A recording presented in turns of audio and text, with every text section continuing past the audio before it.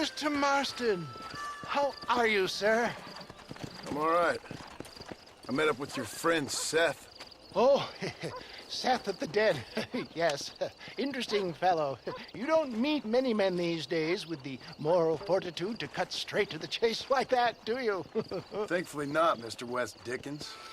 Yes, contemporary society is remarkably harsh on professional exhumers. But did you know that in ancient Egypt, it was an art form valued more highly than literature? I believe Seth comes from that school of thought. How very interesting. Look, you thought any more about our plan? Ah, your plan, dear boy, your plan. I am merely the help, not mercifully the arbiter of wisdom. What you are, dear boy, is the man whose life I've saved twice now. A man who sells lies and deceit to unwitting people.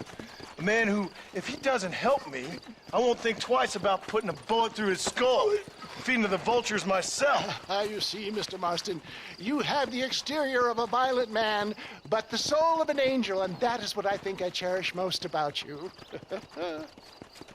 That's what I thought. But before we can attend to your particular problems, we need some extra lubricant to oil the machinery of business. And this being America, that lubricant with which we concern ourselves is money. Money? What are you talking about? Oh, we need weapons. Armor plate for the wagon, extra hands, and I need some danger money. So, let's sell some more of these cures. Sell cures? Around here? Do you want to see me lynched? Oh, no. The sport of kings. Racing, my friend. The sport of kings. A noble activity without reproach. Exactly the kind of activity where a lying, cheating degenerate like myself can prosper. But come, let's finish the loading and we'll discuss it as we drive.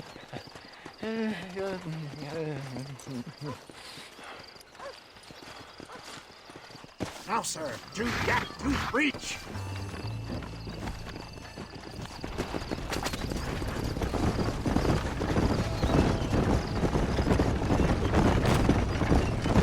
Seth is an interesting fellow, is he not? I wouldn't say interesting, more deeply disturbed. I can see why you two get along. I see the good in everybody, John. It's a flaw of mine. I have a soft spot for life's flotsam and jetsam.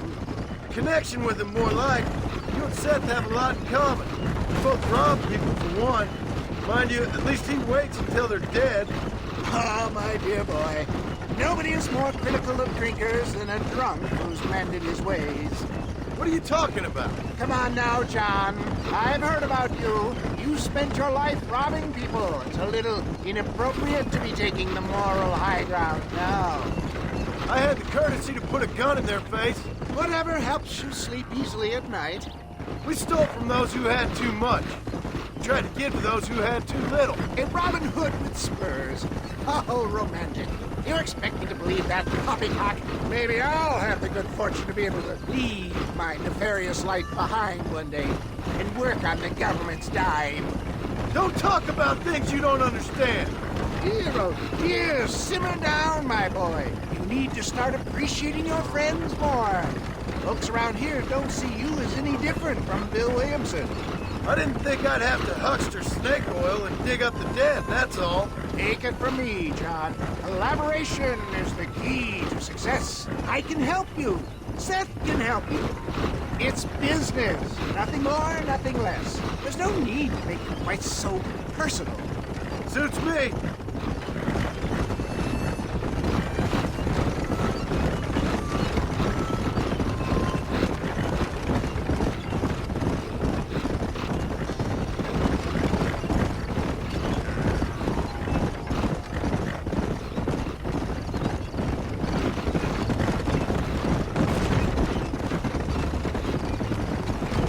Anyway, John, we must talk about the race.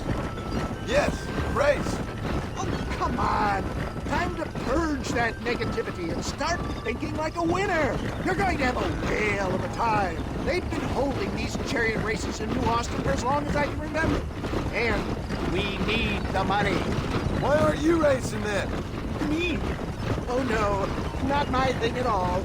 You have already proved yourself more than adept at the reins, my dear boy, and under some stress. These races are Byzantine in their ferocity, and the terrain is treacherous.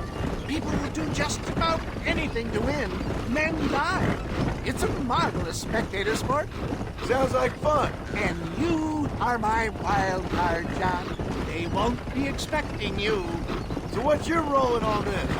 Think of me as your spiritual guide. Do I have to? You are a free man, of course, but I strongly recommend it.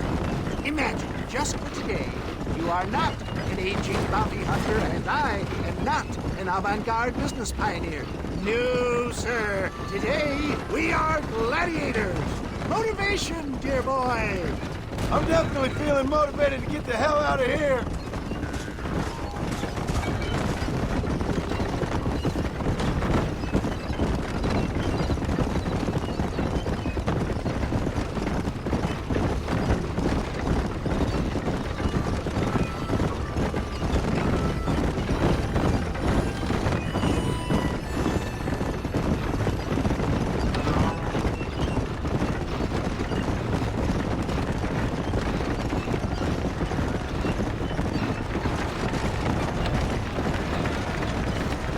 Here we are, John.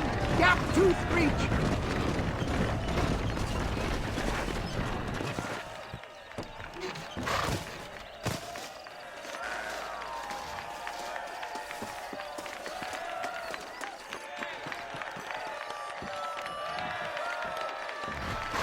Drivers!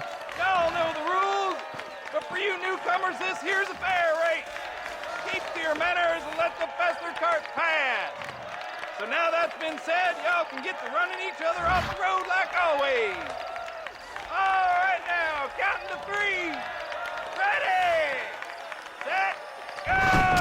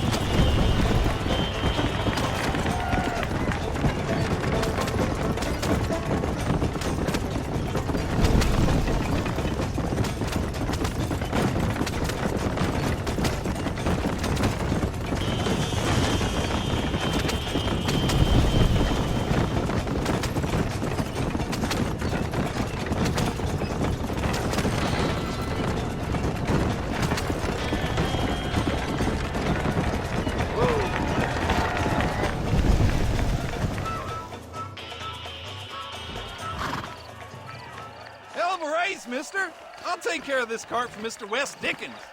Come on, John. I suggest we beat a hasty retreat.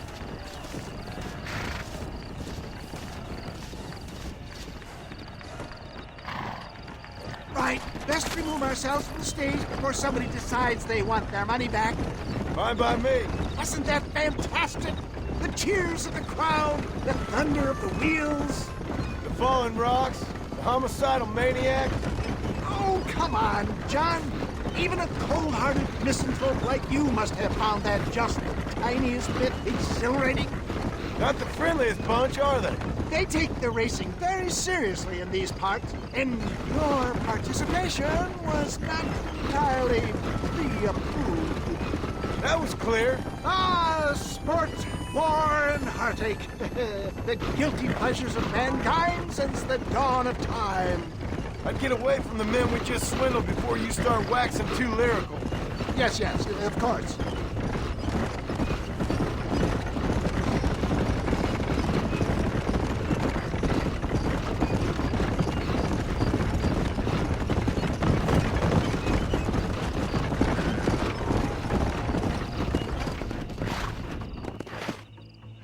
Well done, sir. Well done. Having you as a ringer has netted us a fine profit. We seem to be wasting time, old man. Oh, patience, my friend. The Trojan horse cannot run before it can walk, if you'll forgive the metaphor. Next, we need to procure some grand and overwhelming firepower. And for that, you need to contact an old friend of mine. Goes by the name of Irish. Irish. Yes, he's an interesting kind of fellow. He usually can be found in Armadillo or some other town around here on some bacchanalian revel or such. Great. An alcoholic arms dealer. What could be better?